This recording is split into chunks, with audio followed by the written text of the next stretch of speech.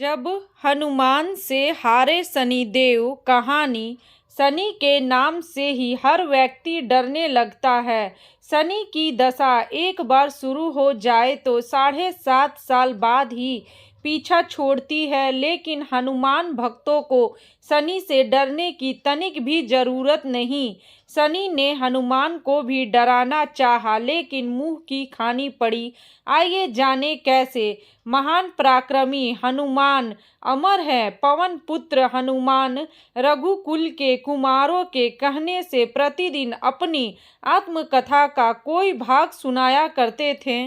उन्होंने कहा कि मैं एक बार संध्या समय अपने आराध्य श्री राम का स्मरण करने लगा तो उसी समय ग्रहों में पाप ग्रह मंद गति सूर्य पुत्र शनिदेव पधारे।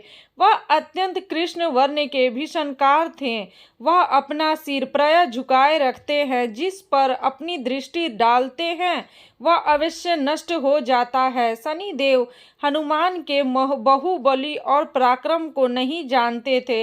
हनुमान ने उन्हें लंका में 10 ग्रीव के बंधन से मुक्त किया था। वह हनुमान जी से विनय पूर्वक किंतु कर्कश स्वर में बोले, हनुमान जी, मैं आपको सावधान करने आया हूँ।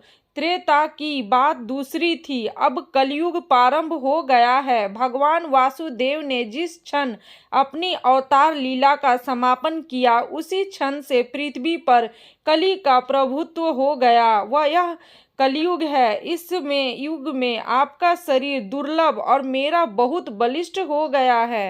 अब आप पर मेरी 7.5 की दशा प्रभावी हो गई है। मैं आपके शरीर पर आ रहा हूँ। शनिदेव को इस बात का तनिक भी ज्ञान नहीं था कि रघुनाथ के चरण श्री रथों पर काल का प्रभाव नहीं होता। करुणा निधान जिनके हृदय में एक क्षण को भी आ जाते हैं, काल की कला वह सर्वत्र निष्प्रभावी हो जाती है। प्रबंधता के विधान वह प्रभुत्वहीन हो जाते हैं। सर्व सामर्थ पर ब्रह्मा के सेवकों का नियंत्रण, संचालक, पोषण प्रभु ही करते हैं। उनके सेवकों की ओर दृष्टि उठाने का साहस कोई सुर असुर करे तो स्वयं अनिष्ठा भाजन होता है। शनि देव के अग्रज यमराज भी प्रभु के भक्त की ओर देखने का साहस नहीं कर पाते। हनुमान जी ने शनि देव को समझाने का प्रयत्न किया। आप कहीं अन्यत्र जाइए। ग्रहों का प्रभाव पृथ्वी के मरणशील प्राणियों पर ही पड़ता है। मुझे अपने आराध्य का स्मरण करने दे। मेरे शरीर में श्री रघुनाथ जी के अतिरिक्त दूसरी किसी को स्थान नहीं मिल सकता। लेकिन शनि देव को इससे संतोष नहीं मिला। वह बोले, मैं सृष्टिकर्ता के विधान से विवश हूँ। आप पृथ्वी पर रहते हैं, अतः आप मेरे प्रभुत्व क्षेत्र से बाहर नहीं है।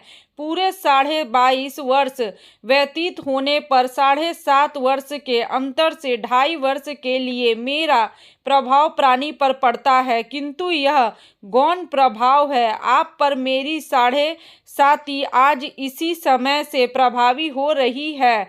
मैं आपके शरीर पर आ रहा हूँ, इसे आप टाल नहीं सकते। फिर हनुमान जी कहते हैं, जब आपको आना ही है तो आइए। अच्छा होता कि आप मुझे वृद्धा को छोड़ ही देते। फिर शनिदेव कहते हैं, कलयुग में पृथ्वी पर देवता या उपदेवता किसी को नहीं रहना चाहिए। सबको अपना आवास सूक्ष्म लोकों में रखना चाहिए। जो पृथ्वी पर रहेगा वह कलयुग के प्रभाव में रहेगा और उसे मेरी पीड़ा भोगनी पड़ेगी। और ग्रहों में मुझे अपने अग्रज यम का कार्य मिला है। मैं मुख्य मारक ग्रह हूँ और मृत्यु के सबसे निकट वृद्धा होते हैं, अतः मैं वृद्धों को कैसे छोड़ सकता हूँ। हनुमान जी पूछते हैं, आप मेरे शरीर पर कहाँ बैठने आ रहे हैं। शनिदेव गर्व से कहते हैं, प्राणी के सिर पर। मैं 2.5 वर्ष प्राणी के सिर पर रहकर उसकी बुद्धि विचलित बनाए रखता हूँ। मध्य के 2.5 वर्ष उसके उदर में स्थित रहकर उसके शरीर को अस्वस्थ बनाता हूँ एवं अंतिम 2.5 वर्ष पैरों में रहकर उसे भटकाता हूँ। फिर शनिदेव हनुमान जी के मस्तक पर आ बैठे तो हनुमान जी के सिर पर खाज हुई। इसे मिटाने के लिए हनुमान हनुमान जी ने बड़ा पर्वत उठाकर सिर पर रख लिया। शनिदेव चिल्लाते हैं, यह क्या कर रहे हैं आप? फिर हनुमान जी कहते हैं, जैसे आप सृष्टिकर्ता के विधान से विवश है, वैसे ही मैं अपने स्वभाव से विवश हूँ। मेरे मस्तक पर खाज मिटाने की यही उपचार पद्धति है और आप अपना कार्य करें और मैं अपना कार्य। ऐसा कहते ही हनुमान जी ने दूसरा पर्वत उठाकर सिर पर रख लिया। इस पर शनिदेव कहते हैं, आप इन्हें उतारिए, मैं संधि करने को तैयार हूँ। उनके इतना कहते ही हनुमान जी ने तीसरा पर्वत उठाकर सिर पर रख लिया तो शनिदेव चिल्लाकर कहते हैं, मैं अब आपके समीप नहीं आऊँगा। फिर भी हनुमान जी ने नहीं माना और चौथा पर्वत उठाकर सिर पर रख लिया। शनिदेव फिर चिल्लाते हैं, पवन कुमार त्राहिमाम, मैं उसको भी पिंडित नहीं करूँगा जो आपका स्मरण करेगा। मुझे उतर जाने का अवसर दे। हनुमान जी कहते हैं, बहुत शीघ्रता ही, अभी ये तो पांचवा पर्वत बाकी है। इतने में ही शनि मेरे पैरों में गिर गया और कहा, मैं सदैव आपके दिए वचनों को स्मरण कर रखूंगा। हाथ के उपचार के लिए शनिदेव तेल मांगने लगे। हनुमान जी तेल कहाँ देने वाले थे? वही शनिदेव आज भी तेल दान से संतुष्ट होते हैं।